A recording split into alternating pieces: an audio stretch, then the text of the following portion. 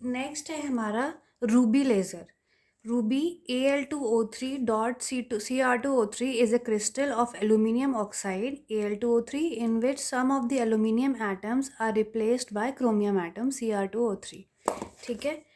The active material, एक Ruby में क्या होता है, क्रिस्टल होता है जिसमें एलुमिनियम और क्रोमियम के एटम्स होते हैं. लेकिन द रूबी लेज़र में हमारा एक्टिव मटेरियल जो होता है वो होता है क्रोमियम आयन. क्रोमियम आयन का जो चार्ज होता है वो होता है 3+. Construction. A rod of ruby crystal is taken in the form of cylindrical rod of 4 centimeter length and 1 centimeter in diameter. एक रूबी क्रिस्टल की रॉड लेते हैं हम इस तरह से, जिसकी जो लेंथ होती है वो होती है 4 सेंटीमीटर और उसका जो डायामीटर होता है वो होता है 1 centimetre. The end of the crystal are grounded and polished. जो एंड होते हैं इसके क्रिस्टल्स को, उसको हमने पॉलिश कर रखा होता है. It consist of helical xenon flash tube with power supply. Helical xenon flash tube होती हैं जो उसमें एक पावर सप्लाई होता है. ठीक है.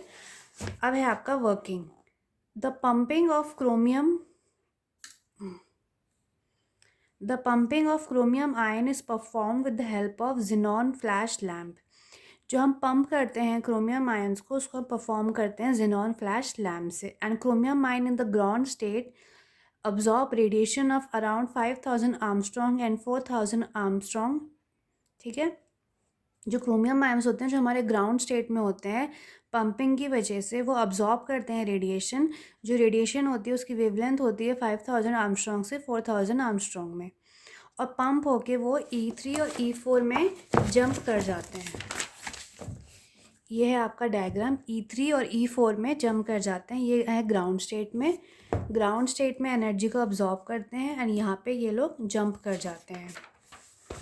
The excited level are highly unstable. जो एक्साइटेड लेवल है वो बहुत ज़्यादा अनस्टेबल होता है. The chromium ions rapidly lose energy to the crystal undergo transition to E2. जब ये यहाँ पे पहुँच जाते हैं तो ये जो लेवल होते हैं बहुत ज़्यादा यहाँ पे अनस्टेबल होते हैं, तो वो एनर्जी लूज़ करते हैं और वो E2 पे आ जाते हैं. E2 is a metastable state. Temporarily stable state होता है E2. If pumping occurs at faster rate, the population at the level E2 exceeds at even in a short time. अगर एटम्स हमारे बहुत जल्दी जल्दी जंप करेंगे तो हमारे एटम्स की अमाउंट ग्राउंड स्टेट से कम होके हमारे E2 वाली स्टेट में ज़्यादा हो जाएगी. The emitted photons are repeatedly reflected millions of times in the ruby with the help of reflecting mirrors at two ends. यहाँ पे आपके रिफ्लेक्टिंग मिरर्स होते हैं दो यहाँ पे दोनों एंड में. तो यहाँ पे क्या होता है, आपके जो फोटॉन्स होते हैं बार बार बहुत बार रिफ्लेक्ट होते हैं. Amplified powerful beam of laser emerges out of partially reflecting mirror. The beam is red in colour. यहाँ पे देखो ये होता है 100% रिफ्लेक्टिंग मिरर, यानी कि जो भी यहाँ पे टकराएगा वो 100% रिफ्लेक्ट होगा. लेकिन यहाँ पे क्या होता है, यहाँ पे होता है पैसेज. एक फाइन लाइन होती है, एक सेंटर होता है जहाँ से सिर्फ और सिर्फ लेज़र बीम बाहर निकलती है. तो यहाँ से रिफ्लेक्ट होके लेज़र लाइट बाहर आ जाती है और हमारी लाइट जो होती है वो रेड कलर की होती है. ठीक है. अब आता है आपका advantages of Ruby laser. It is use for welding and drilling of metal, diamonds and for holography. इसको वेल्डिंग के लिए, ड्रिलिंग के लिए, डायमंड्स बनाने के लिए और होलोग्राफी के लिए यूज़ करते हैं. होलोग्राफी क्या होता है आपका 3D image. Disadvantages. The output of laser is not continuous.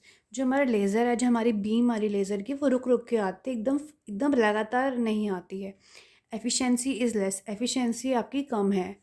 Require greater excitation. हमें जो एटम्स को एक्साइट करना पड़ता है जिससे वह एनर्जी लूज़ करे, गेन करे, तो वो हमें ज़्यादा पंपिंग उसमें करनी पड़ती है. तो ये इसकी डिसएडवांटेजेस हैं. ठीक है. ओके.